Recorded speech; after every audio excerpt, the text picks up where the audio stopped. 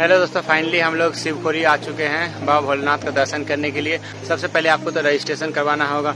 Gents और ladies का line लगते हैं। उसके बाद आपका सामान का चेकिंग होगा जो सर्च मशीन से होता है। उसके बाद आप यात्रा के लिए आराम कर सकते हैं और यात्रा के लिए आप या घोड़ा का भी सुविधा ले सकते हैं और खच्चर का भी सुविधा ले सकते हैं। और उसके बाद आपको पालकी का भी सुविधा मिल जाएगा। आपको जो सुविधा उपलब्ध हो वो ले सकते हैं। तो चलिए हम लोग अब यात्रा आराम करते हैं। फिर आपको जो रास्ते में जितने भी व्यू होंगे वो दिखाऊंगा, जाने का रास्ता दिखाऊंगा और कितना अच्छा लगता है जाने में और भोलेनाथ का दर्शन करने में मैं वो भी बताऊंगा। तो चलिए हम लोग यहाँ से यात्रा का शुरुआत करते हैं और यात्रा का शुरुआत सर्वप्रथम हमारे काउंटर से होगा। इस काउंटर पे आपको अपना आधार या ड्राइविंग लाइसेंस या फिर वोटर आईडी लेकर जाना होगा, जहाँ पर आपको ये दिखाने के बाद आपका रजिस्ट्रेशन होगा आपके नाम का।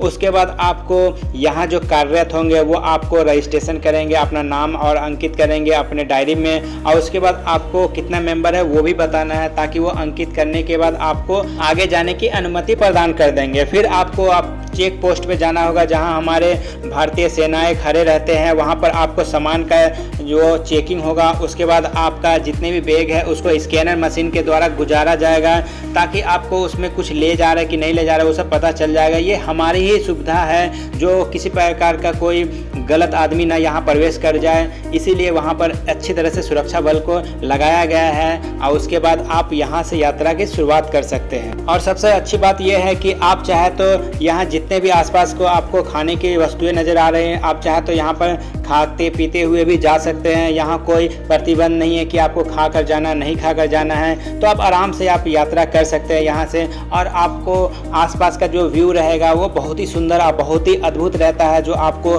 मनमोहित करेगा।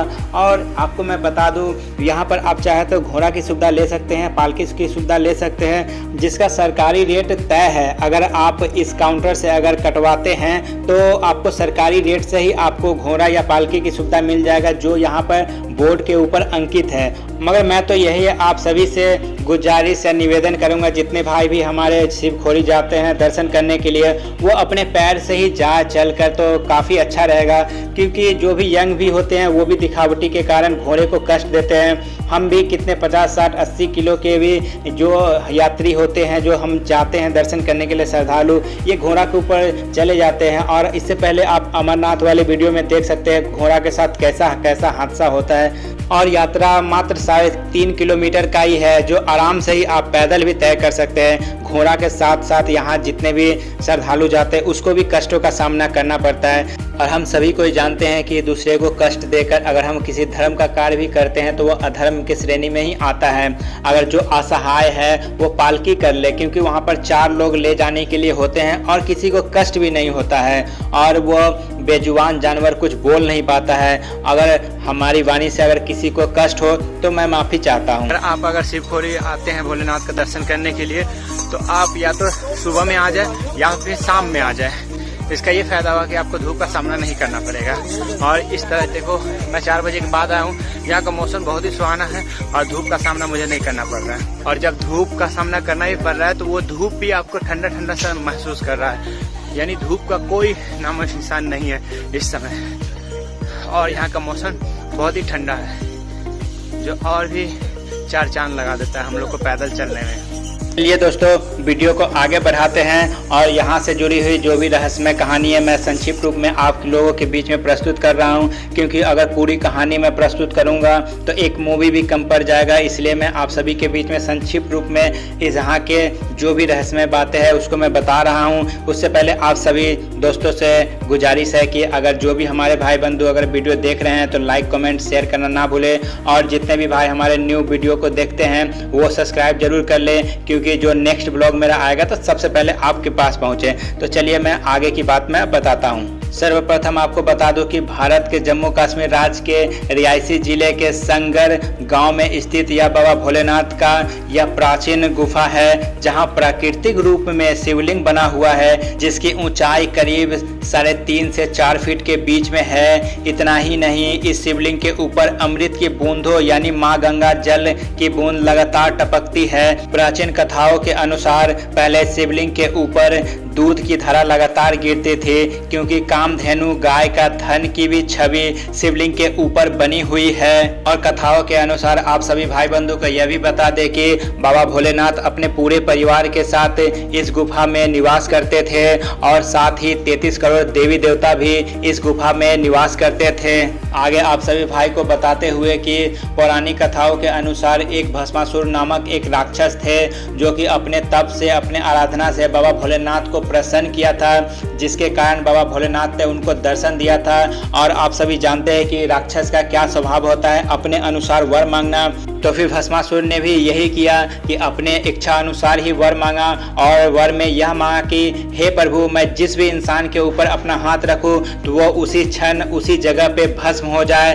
तो फिर मजबूरन बाबा भोलेनाथ को उसको इच्छा अनुसार वर देना पड़ा और बाबा भोलेनाथ से वरदान पाते ही भस्मासुर जगत में तरहिमाम करने लगा और भस्मासुर को अहंकार हो गया और अपने अहंकार में आकर भस्मासुर बाबा भोलेनाथ को ही भस्म करने की सोची और उनका पीछा करने लगा। तब बाबा भोलेनाथ भस्मासुर की हिंसा को भांपते हुए शिवखोरी की पहाड़ियों में आकर एक गुफा में बैठ गए और भस्मासुर भी बाबा भोलेनाथ का पीछा करते करते आगे बढ़ने लगा। तब भगवान विष्णु से अपने आराध्य का यह दुख देखा नहीं गया। फिर उन्होंने मनमोहिनी रूप धारण किया। उसके बाद गुफा के सामने आकर नृत्य करने लगे। मनमोहिनी व सुंदर स्त्री को देखकर भस्मासुर भी साथ में नृत्य करने लगे और नृत्य करते करते मनमोहिनी के सुंदर पर इतना खो गए कि जैसे ही मनमोहिनी ने अपना हाथ को अपने सर के ऊपर रखा, ठीक उसी तरह भस्मासुर भी अपने हाथ को अपने सर पर रखा। तो जैसा कि उसने वरदान मांगा था अपने भक्ति से बाबा भोलेनाथ से कि मैं जिस भी व्यक्ति के ऊपर अपना हाथ रख दूं तो वह भस्म हो जाए, तो ठीक जैसे ही वह नृत्य करते करते अपना हाथ अपने सर के ऊपर रखा तो उसी क्षण उसी समय वो उसी जगह पे भस्म हो गया। तो दोस्तों, इस कहानी से मैं इतना ही कहूँगा निवेदन के साथ कि आप अगर दूसरे के लिए कांटा बोएंगे तो भले आपको क्षण समय के लिए आपको वह खुशी देगा, मगर वही कांटा जब आँख के ऊपर आएगा तो वह 3 गुना 4 गुना बल लेकर आएगा। तो आप समझ सकते हैं कि वह घाव कितना गहरा होगा। तो मैं इतना ही कहूँगा कि यह कलयुग चल रहा है, जो जैसा करेगा उसको वैसा सजा मिलेगा ही मिलेगा। आज न कल कभी न कभी तो मिलेगा ही। तो इसीलिए सदैव दूसरों का भला करिए, दूसरे को खुश रखिए जहाँ तक हो। अगर आप किसी का भला नहीं कर सकते हैं तो बुरा करने की भी कोशिश ना करें। तो दोस्तों, एक ज़रूरी बात मैं आपको बता दूं, अगर यहाँ पर आपको बंदर महाराज मिलेंगे तो उनसे सावधानी बरतिएगा, क्योंकि अगर आप किसी प्रकार का उसको लालच देते हैं या फिर आपके हाथों में अगर प्रसाद देखा या किसी भी प्रकार के खाने का पदार्थ देखा तो यह झपट्टा मारने का कोशिश करेगा और हो सकता है झपट्टा मारने के क्रम में आपको क्षति भी ग्रस्त हो सकता है, छिल सकता है, चोट लग सकता है। और ध्यान से यह बात भी है कि आप इसको किसी प्रकार का खाने का लालच नहीं दीजिएगा, क्योंकि अगर लालच दीजिएगा तो आपके ऊपर ये जरूर झपट्टा मारेगा। तो चलिए दोस्तों, मैं ये नन्ही परी से मिलाता हूँ। यह अपने पैरों पे देखिए कैसे जा रही है और यहाँ पर जवान लोग हैं जो घोड़े की सुविधा को लेते हैं और चलने में दिक्कत होता है। ये बेचारी गिर गई है, मैं इसको किसी तरह से मना लिया और चलो मैं लेके चलता हूँ, घुमाता हूँ, किसी तरह से इसको बहला लिया और मैं फिर चला।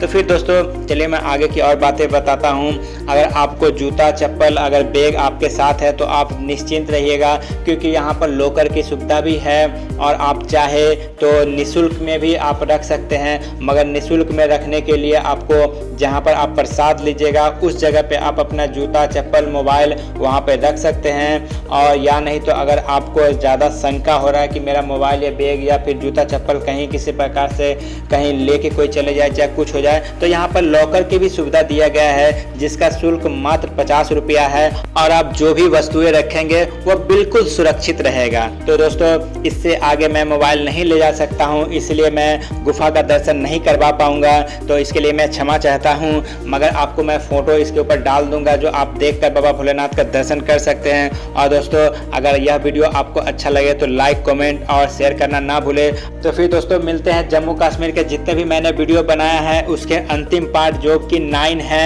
उसमें। तब तक के लिए बाय, जय हिंद।